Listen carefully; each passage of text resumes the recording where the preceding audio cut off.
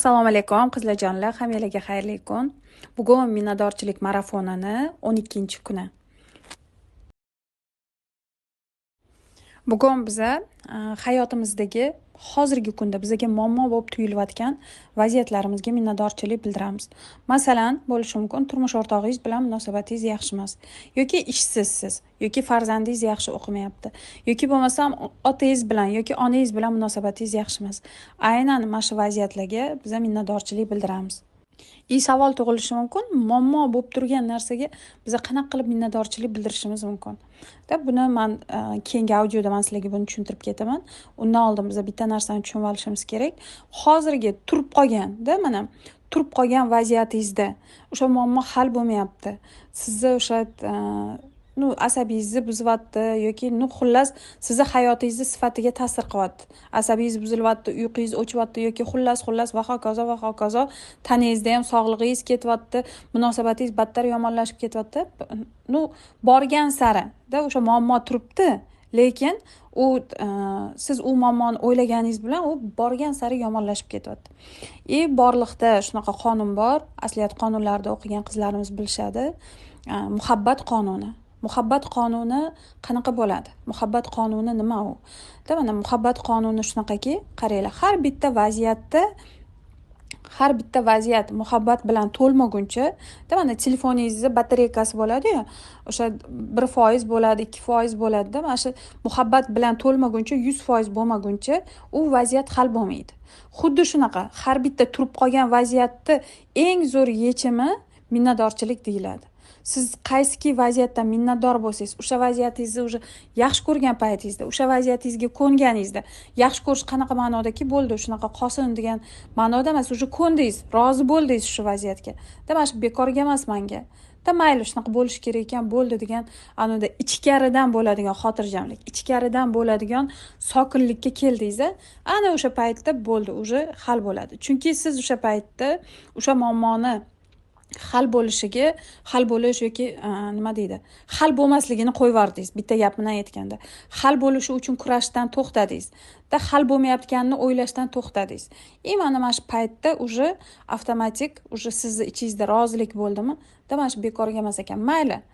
Mana bo'lgancha bo'ladi. Uni orqasidagi o'sha foydalarini ko'rishni boshlaysiz. Birinchi rozilik, ko'nish boshlanadi o'sha vaziyatga. Undan keyin o'shanga ko'ngan holatda uni orqasidagi yaxshiliklarini ko'rishni boshlaymiz. Bir xilda aytamiz, o'zim aldavonmanmi deb. Yo'q, aslida bir xil paytda kerak bo'ladi. Mana shu narsa biza o'zim aldavonman degan narsa bo'lmaydi. Haqiqatda o'sha siz ko'ndingizmi? Kurashdan, o'sha muammo bilan kurashishdan to'xtadingizmi? Ichkarida sizda o'sha foydalarini ko'rish boshlanadi. Siz naborot o'sha vaziyatni muammoligida qolib ketganingizda, o'sha vaziyatingiz hal bo'lmaganligida qolib ketgan paytingizda sizda o'sha ichki kurash boshlanadi. Kurash bor paytda biza uni hech qachon yaxshi tomonini ko'rmaymiz. Shuning uchun qaysiki vaziyatingiz hal bo'lishini xohlasangiz, o'shanga nisbatan minnatdorchilik bo'lish kerak, o'sha vaziyatga nisbatan. Uni orqasidagi o'sha foydalarini, sizga berayotgan pluslarni ko'rish boshlaganingizda avtomatik u sekin astalik bilan bosqichma-bosqich u muammo hal bo'lishi boshlaydi va aynan sizga eng yaxshi bo'lgan tarafiga hal bo'lish boshlaydi. Sizga aynan ko'p foyda beradigan tomonga hal bo'lishi boshlaydi. Mana masalan, o'sha muammoga nisbatan minnatdorchilik qanaqa yoziladi? O'sha muammodagi holatingizga nisbatan minnatdorchilik yozasiz. Masalan, bu qanaqa bo'ladi? Bu yerda masalan oddiy misol qilib aytadigan bo'lsam, ishsizlik muammosiga, ish topolmayapsiz, ish qidiryapsiz, ish topolmayapsiz. Bu vaziyatda siz yozasiz, mana oilam bilan, mana ishingiz yo'q-ku hozir, ish topolmayapsiz-ku. Oilam bilan bu vaqtlarni birga o'tkazayotganim uchun minnatdorman. Oilam bilan birga ovqatlanayotganim uchun, oilam bilan birga o'tirganim uchun, ular bilan ko'proq vaqtimni ajrata olayotganim uchun minnatdorman.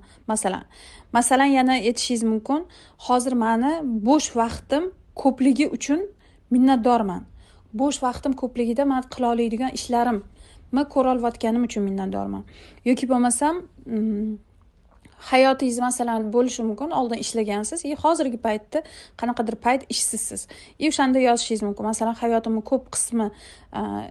ko'p qismi ishimdan iborat bo'lgan va o'sha paytda olgan tajribam uchun minnatdorman. O'shani siz o'ylab ko'rishga sizda hozir vaqt bor. O'shani o'ylab ko'rish uchun sizda hozir nima deydi, bemalolroq o'ylaydigan vaqt bor. Yana bitta narsa, masalan, yozishingiz mumkin. Hozir mana ishsiz bo'lganingiz uchun siz уже boshqa narsalarni qarab ko'rasiz. O'zingiz qobiliyatingizni ochishga harakat qilib ko'rasiz, yana boshqa ish o'rinlarini qidirib ko'rasiz yoki boshqa bo'lishi mumkin. Уже siz bitta joyda tupikda o'tirmasdan, уже siz boshqa imkoniyatlaringizni ochishga harakat qilayotganingiz uchun minnatdorchilik yozasiz. Tushuna olasizlar mana. Hozirgi holatingizdagi imkonlarni ko'rib minnatdorchilik yozasiz. Hozirgi paytda masalan o'sha sog'lig'ingiz yaxshiligi uchun, sog'lig'ingiz yaxshi bo'lgani uchun siz ishlashga layoqatli bo'lganingiz uchun ish qidiryapsiz aslida. Mana shuning uchun yozasiz. Sog'lig'ingiz yaxshi uchun, ishlashga layoqatingiz borligi uchun minnatdorchilik. Xullas shunga o'xshagan vaziyatlarga minnatdorchilik yozamiz. Menimcha tushunaldinglar deb o'ylayman. Hozir yana bitta vaziyat aytaman sizlarga. Masalan, otangiz bilan munosabatingizda, otangiz yoki onangiz bilan o'ylab ko'rsangiz, onangiz unchalik ham nima deydi, o'sha bolacha ongda emas, o'sha kattalar pozitsiyasida o'ylasangiz, onangiz masalan o'sha munosabatlar orqali siz yomon deb o'ylayotgan munosabatlar, urushgan bo'lishi mumkin, boshqa qilgan bo'lishi mumkin, lekin aslida onangizda sizni yaxshi bo'lishingizga harakat qilib, nima deydi, shu haqida qayg'urgani uchun minnatdorman. Mani tarbiyam haqida o'ylagani uchun minnatdorman. Yoki bo'lmasam, o'sha onam bilan bo'lgan munosabat aslida unchalik ham yomon emas ekan, yoki onam bilan bo'lgan munosabat unchalik ham aslida yomon emas ekan. Mana shu ular bilan bo'lgan yaxshi paytlarim ko'p bo'lgani uchun minnatdorman. Yoki bo'lmasa, masalan, o'sha meni bolaligimda oila boqishdan asrab qolib, o'zi o'sha issiq demay, sovuq demay, qanaqadir bo'lsa ham o'sha uyga non olib kirgani uchun minnatdorman. Ko'chada non masalan bor-ku hozir qanaqadir bolaligidan ishlashga majbur bo'ladigan bolalar bor. Ulardagi bo'lmaganingiz uchun minnatdorman. Endi bu yerda unaqa deb yozmaysiz. Mani otam yoki mani onam, mana shu bolaligingizda qaysidir ma'noda o'sha kichkina paytingizda, mayli 7 yoshingizgacha deylik, o'sha paytda sizga bolaligingizga qo'yib berilgan. To'g'ri, masalan, qaysidir ma'noda qarovsiz qolib ketgandir, boshqa bo'lgan bo'lishingiz mumkin, lekin bolaligingizga qo'yib berilgan qaysidir ma'noda baribirga ham. Yana qizlarjonlar, yana bitta narsa, masalan, har qanaqa masalan munosabatlarda qanaqadir muammo, ota-ona yoki bilan yoki farzand bilan deyapmiz-ku mana. Lekin qanchalik yomon munosabatingiz ko'p bo'lgan taqdirda ham baribirga ham qaysidir ma'noda yaxshi munosabatingiz bo'ladi. O'sha otangiz bilan yomon bo'lgan bo'lsa ham, onangiz bilan yomon bo'lgan bo'lsa ham, eringiz bilan yomon bo'lgan bo'lsa ham, ular bilan yaxshi bo'lgan qaysidir kuningiz bor. Bitta bo'lsa bittasini yozasiz, yarimta bo'lsa yarimtasini yozasiz. Tushuna olasizlar qizlarjonlar. 3 ta bo'lsa 3 ta yozasiz, 10 ta bo'lsa 10 ta yozasiz. Iloji boricha shuni topishga harakat qilamiz. Yana bitta narsa, shunaqa narsa bor, masalan, aytiladi borliqdagi, masalan, borliqda mana energiyalar bor deymiz, yoki farishtalar bor, yoki mana xudo bor. Bu paytda qaranglar qizlarjonlar, bizani gapirayotgan gapimiz unchalik ham muhim emas. Masalan, o'sha bizga ham Alloh taolo bizani farishtalar jamoasi bilan yerga yuborgan. Bu haqda masalan bilasizlar. Farishtalar jamoasi bilan biz yerga kelganmiz. Har bitta sizga tegishli bo'lgan har bitta ishga bitta farishtani muvakkil qilib yuborgan Alloh taolo. Masalan, savobingizni yozadigan farishta boshqa, gunohingizni yozadigan farishta boshqa, rizqingizni yozadigan farishta boshqa, yana boshqani yozadigan farishta boshqa. Biz mana shunaqa jamoa bilan kelganmiz.